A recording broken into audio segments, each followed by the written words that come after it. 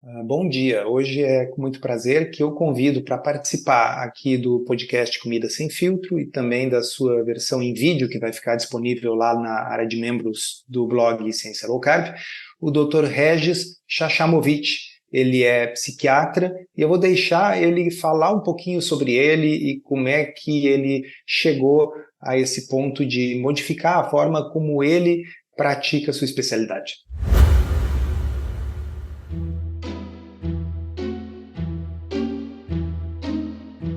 Comida Sem Filtro. Saúde, low carb, estilo de vida, evidências científicas e, claro, nossas opiniões. Toda semana um episódio novo e gratuito para você. Comigo, Dr. Souto. E comigo, Sari Fontana. Para ser avisado a cada novo episódio e receber as referências bibliográficas no seu e-mail, cadastre-se em drsolto.com.br/podcast.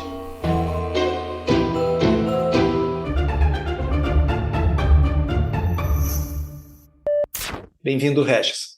Obrigado, Souto, obrigado pelo convite, é um prazer estar participando do podcast. Bom, eu sou psiquiatra de formação, psiquiatra e psicanalista, e pratiquei a psiquiatria tradicional, basicamente dos diagnósticos e remédios, durante um bom tempo, alguns anos, mas sem acreditar muito, assim, pela prática, porque a psiquiatria tradicional muitas vezes pode ser bastante frustrante, tanto para os pacientes quanto para nós psiquiatras, pelos resultados, que a gente às vezes não consegue, Mas tudo mudou lá pelo ano de 2014, quando a minha esposa, que sempre teve o diagnóstico de ovários policísticos, e tomava anticoncepcional como tratamento, entre aspas, a vida inteira, e tinha ouvido lá atrás, na adolescência, que quando ela quisesse engravidar, ela teria dificuldade, como acontece com quase todo mundo que tem ovário policístico.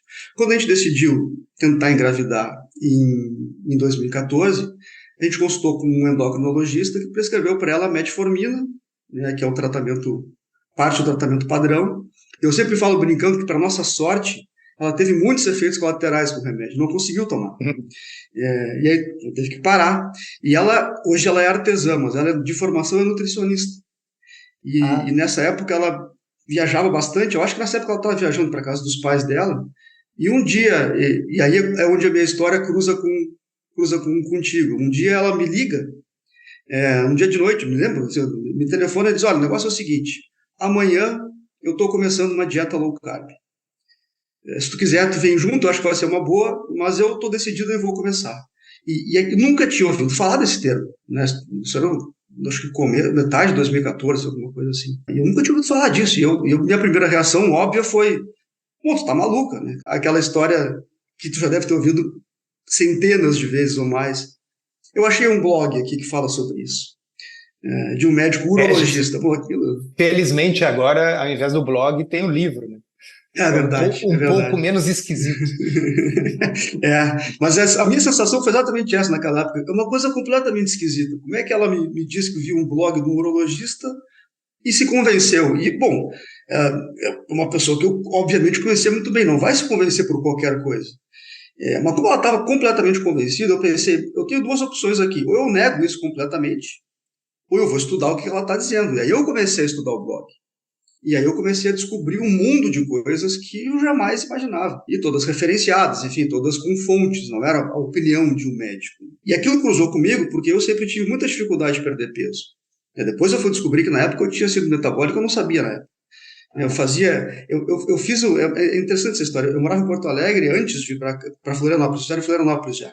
E durante 2 anos eu fazia um acompanhamento semanal com uma nutricionista lá em Porto Alegre e fazia atividade física 4 vezes por semana. E chegava ali batendo nos 81, 80 quilos com muito esforço. Depois eu vim para cá e aí acabei seguindo mais ou menos o que eu fazia lá, mas sem acompanhamento nutricional. E quando eu comecei a fazer dieta low carb, de fato, eu fui para 74 quilos, assim, com uma facilidade impressionante. Eu fiquei maravilhado com aquilo.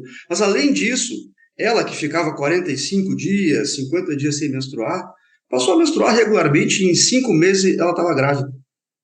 Pô, aquilo foi incrível, aquilo foi uma coisa que, sabe, quando tu vê uma coisa, você pensa: bom, aqui tem um negócio impressionante que tem que mudar a maneira como eu vejo a medicina, não é possível continuar da mesma forma desse jeito. E eu comecei a ficar fascinado por aquilo, estudar cada vez mais, Depois eu fiz o curso, né, Teu com Bomeni e outros cursos também, mas eu entendia até esse momento que isso tinha uma aplicação para o diabetes, para ovários policísticos, para a obesidade, enfim, para as doenças ditas metabólicas. Até que lá para 2018, acho que deve ter sido isso, eu fuçando no YouTube, apareceu sugerido para mim um vídeo de uma psiquiatra americana falando sobre como ela aplicava a dieta cetogênica para pacientes com transtornos psiquiátricos. E, bom, quando eu vi aquilo, aí sim, a minha cabeça explodiu, vamos dizer assim, porque aí eu entendi que tinha um mundo diferente na psiquiatria e que se ligava muito com aquela história que eu estava falando antes. Quer dizer, eu era muito desiludido com a psiquiatria clínica, com essa psiquiatria tradicional. Eu sempre queria encontrar um caminho diferente, mas eu achava, porque eu não conhecia outros tratamentos que de fato fossem muito, muito mais efetivos. E aquilo ali me fez entrar por esse caminho e, bom, de lá para cá, a minha prática é basicamente essa. Perfeito, uma história incrível e eu me sinto meio que um semi-padrinho desse filho. Exatamente. Gis, eu entendo que a psiquiatria, obviamente, avançou muito nos últimos 100 anos e hoje a gente dispõe de não apenas uma série de terapias mesmo que são mais eficazes, que são mais baseadas em evidência, mas de medicamentos também, né? A gente tem antidepressivos melhores, a gente tem estabilizadores do humor melhor, mas esses medicamentos, eles têm, por um lado, são importantes e para algumas pessoas eles são essenciais, a gente não está aqui propondo que as pessoas abandonem tudo e vão fazer uma dieta cetogênica, mas eles são limitados, tem um percentual de pessoas que simplesmente não responde e eles também provocam alguns problemas metabólicos. Os próprios remédios, né, podem provocar ganho de peso, resistência à insulina. Fala um pouquinho sobre isso. É interessante isso, porque eu sempre falo para os pacientes, para as pessoas que eu converso, que se os tratamentos convencionais funcionassem maravilhosamente bem, não existiria psiquiatria metabólica, outros tratamentos, não teria porquê, ninguém procuraria outros tratamentos. O que a gente sabe, né? Existe uma parcela de pessoas, e essa parcela não é pequena, infelizmente, que com os tratamentos baseados nos medicamentos não tem uma resposta satisfatória. Ou tem uma resposta parcial pequena, ou de fato não tem melhora praticamente nenhuma, ou pode ter uma melhora satisfatória, mas com muitos efeitos colaterais. E é interessante que tu comentou do avanço dos medicamentos, mas, por exemplo, se a gente pega os antidepressivos, a gente tem antidepressivos mais antigos, mais modernos, mas a principal diferença entre eles é uma menor incidência de efeitos colaterais, mas não necessariamente uma maior eficácia. Cada remédio novo que surge, a eficácia é parecida com os antigos. O perfil de efeitos colaterais muda, é verdade. Para os antipsicóticos, por exemplo, que é um remédio que se usa muito em vários transtornos psiquiátricos, vale a mesma coisa. Os antipsicóticos de segunda geração, os mais modernos, têm menos efeitos colaterais que eram muito complicados, por vista motor, tremor, alterações como de cinesia, que são tremores que ficam permanentemente, que não cessam mais. Agora, os efeitos colaterais metabólicos, a indução de ganho de peso, resistência insulínica, obesidade, diabetes, é um grande problema. Então, no fim das contas, a gente tem uma parcela grande de pessoas que não tem uma boa resposta com os remédios. Isso vale para qualquer classe de remédios, para qualquer diagnóstico, para alguns mais do que outros. Então, na depressão, a gente tem algo em torno de 30% a 40% de depressão refratária, quer dizer, aquela depressão que não melhora com 2 ou mais antidepressivos usados por tempo adequado, em doses adequadas. No transtorno bipolar, a gente tem mais ou menos isso, 25% a 30%. Na esquizofrenia, mais do que isso. É uma média. Eu ia dizer, pelo menos 1/3, é muita coisa, é muita gente que não responde adequadamente, né? É muita coisa, ainda mais pensando que a prevalência dessas doenças é enorme. Então, em números absolutos, é um número enorme de pessoas que têm algum transtorno psiquiátrico que não responde. Então, o paradigma do tratamento psiquiátrico baseado nos remédios, a gente já sabe que ele é insuficiente. Então, surgir novos remédios não vai resolver esse problema. A gente, de fato, tem que ter novos tratamentos.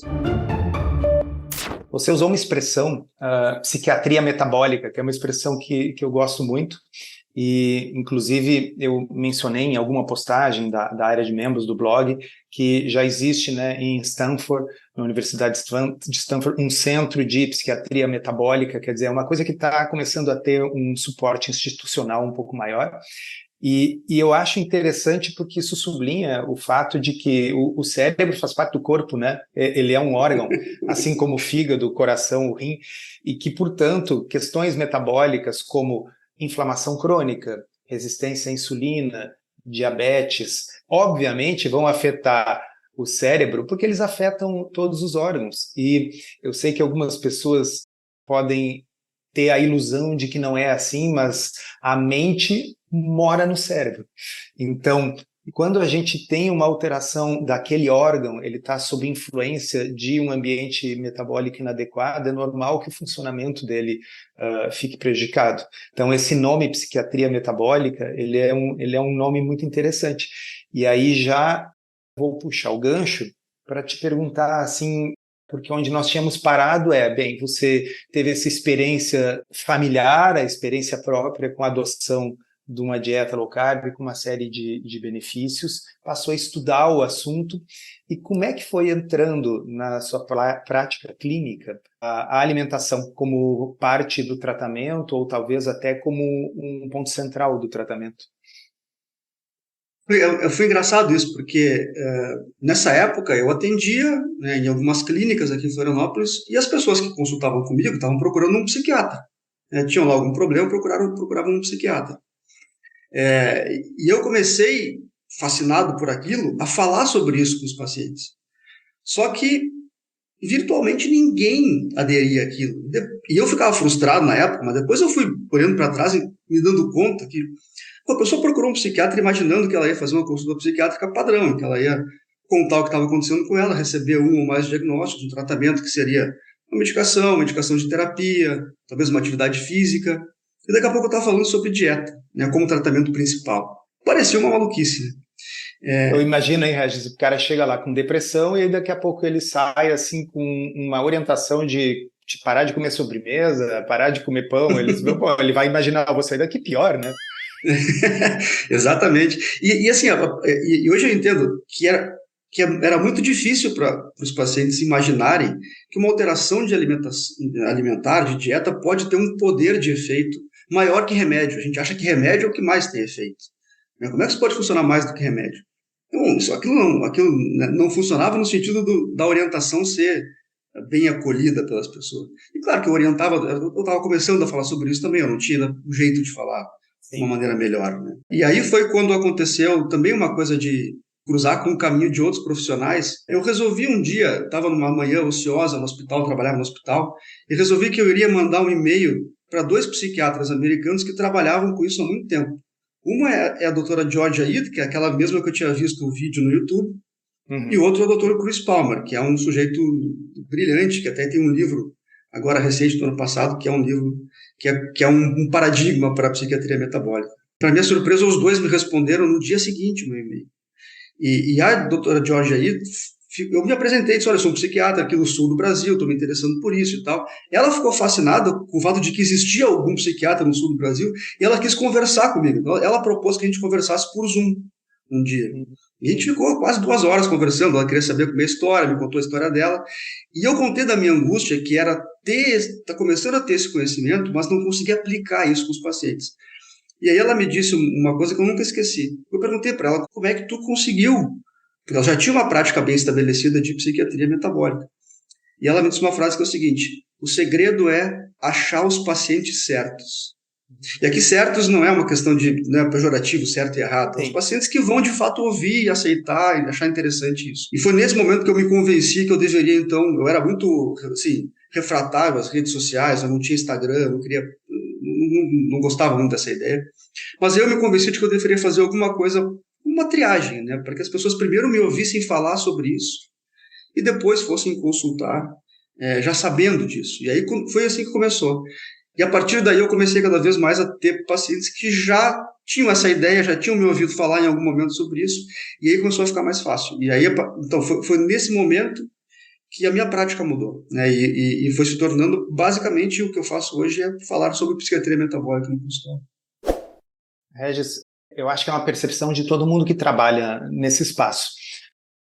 Obviamente, hoje em dia, a maioria dos pacientes que vêm consultar comigo, eles já vêm ou porque foram indicados por alguém e viram resultado, mas frequentemente porque me acompanham no blog, na rede social, no podcast.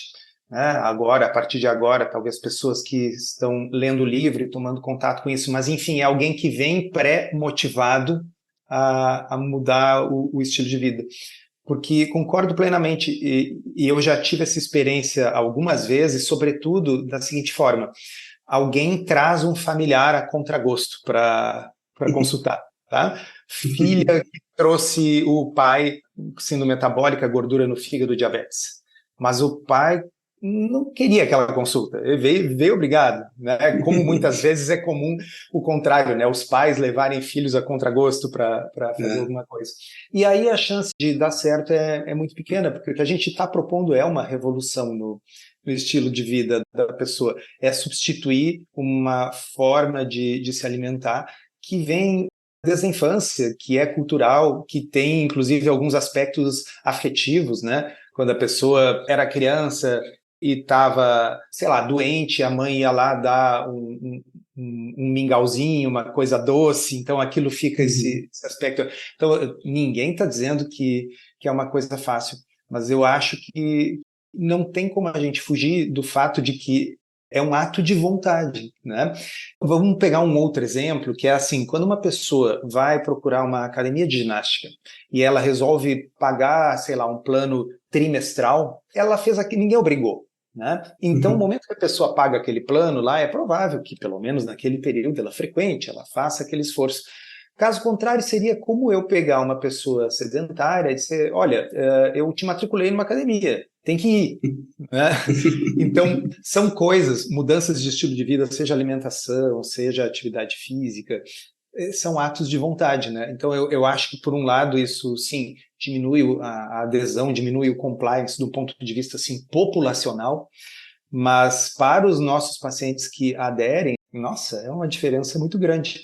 E aí eu queria saber de você, para falar aí para os nossos ouvintes ou espectadores aqui do vídeo, alguns casos que te impressionaram, né? Relatos de casos assim, de consultório, e talvez outros que são mais representativos do habitual, porque nem todo caso assim é excepcional e tem um resultado maravilhoso, né? Para as pessoas entenderem o que a gente pode esperar desse tipo de intervenção.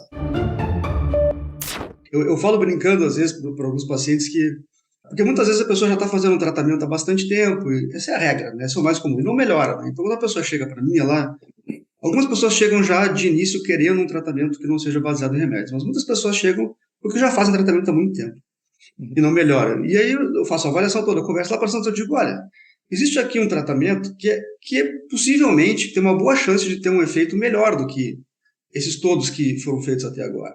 Só tem um grande problema. Ele é um pouco mais difícil do que só tomar um comprimido por dia. Ele vai exigir um pouco mais de ti. Eu vou precisar, né, de uma disciplina, do compliance, como tu disse, muito maior do que tomar um comprimido de manhã ou de noite e seguir a vida como ela era. Porque o entendimento da psiquiatria metabólica é que a vida como ela era é que fez a pessoa adoecer. Então, se a pessoa não mudar a vida como ela era, ela vai continuar doente, mesmo que ela tome remédio. Em relação aos casos, assim, é bem isso como tu disse, quer dizer, existem casos que parecem casos mais do dia a dia, vamos dizer assim, aqueles mais comuns, e lá pelas tantas tem um outro caso que, como é uma área nova, acaba me surpreendendo também o resultado, né? Assim, uma das coisas mais comuns são pessoas com quadros depressivos que não são muito graves, mas que são persistentes. Às vezes a doença não é grave no sentido de que não tem grandes surtos de depressão, grandes riscos, mas aquilo fica, né, e se mantém, e faz tratamento, muda tratamento e aquilo se mantém. Muitas dessas pessoas já têm um quadro de resistência insulínica, síndrome metabólica instalado. É muito comum isso acontecer. Essas pessoas, muitas vezes, revertendo a resistência insulínica, melhoram de forma significativa da depressão. Ou da ansiedade, que seja.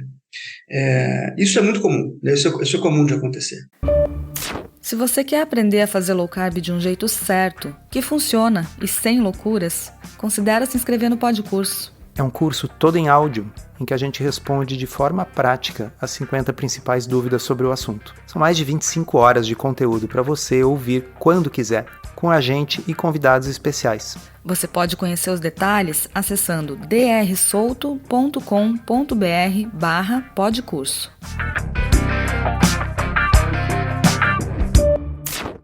Os casos mais impressionantes, assim, são de fato os casos de, eu diria assim, ou de doenças mais graves.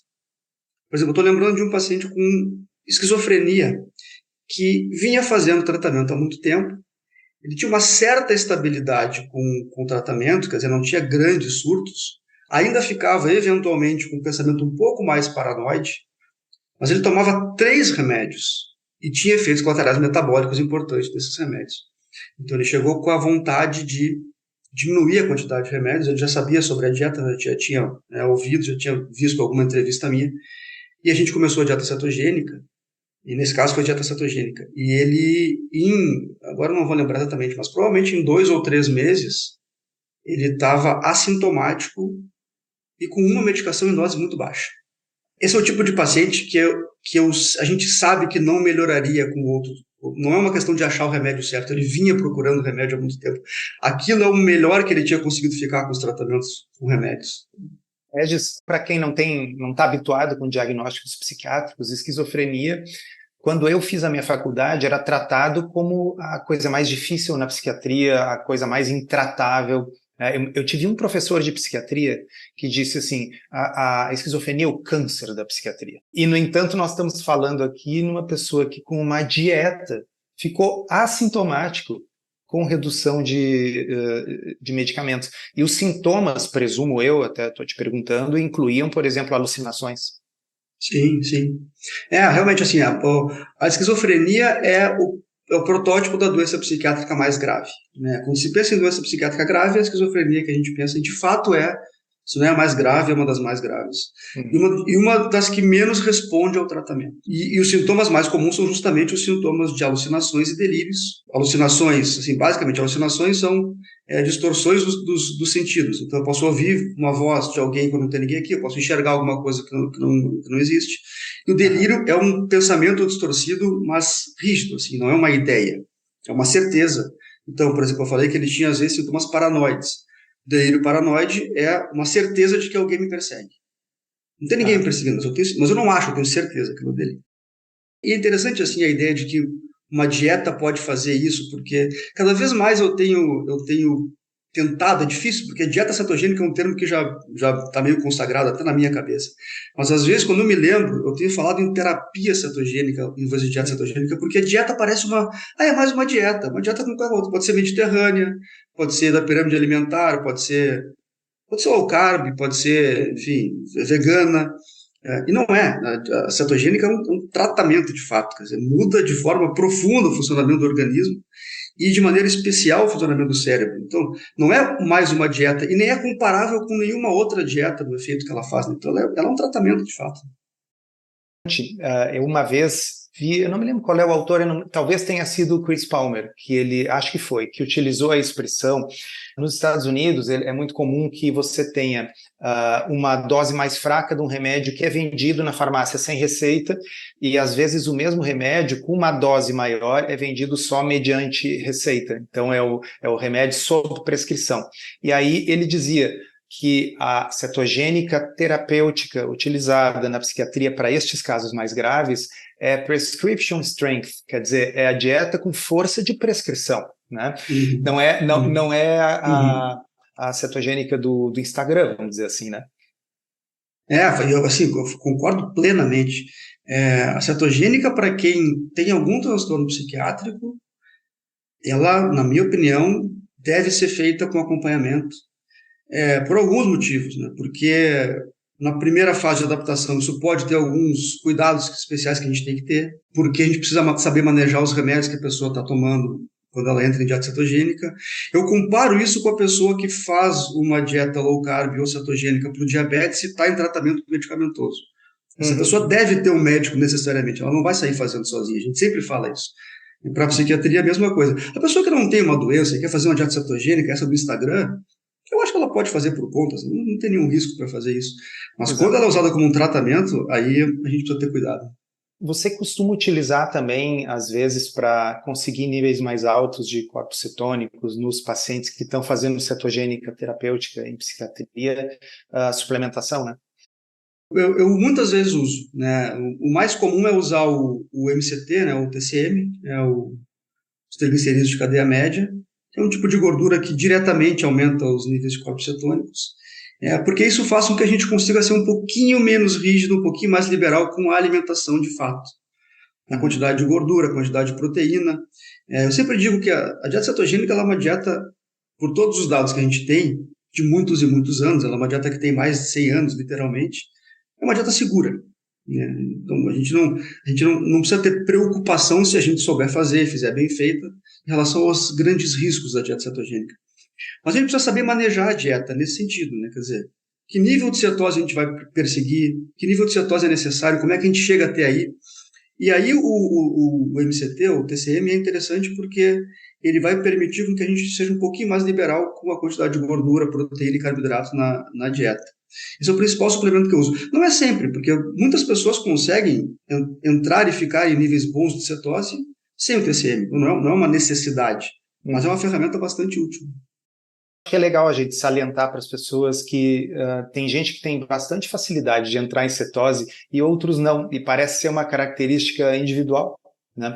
Então, tinha uma época, acho que felizmente agora isso diminuiu, mas tinha uma época que tinha quase uma competição online na rede social de gente postando seus níveis de corpos cetônicos, né? Para quem não sabe, dá para picar o dedo, que nem glicose, dá para medir os corpos cetônicos, e inclusive numa cetogênica terapêutica, muitas vezes a gente recomenda que faça isso para saber se a pessoa está conseguindo fazer direitinho, se está em cetose, mas enfim, as pessoas ficavam comparando, eu fico numa cetose maior que a sua, e tinha gente que vinha em consulta dizer, puxa, eu tento fazer uma dieta cetogênica e não consigo, né? Os meus níveis não atingem. Então, o fato tem pessoas que têm mais facilidade, é uma coisa individual, outras que têm mais dificuldade, e aí entra essa participação do profissional, no caso aí do Regis, do psiquiatra, mas inclui-se também o nutricionista, um nutricionista com experiência em dieta cetogênica, que ajuda tremendamente, porque tem que adaptar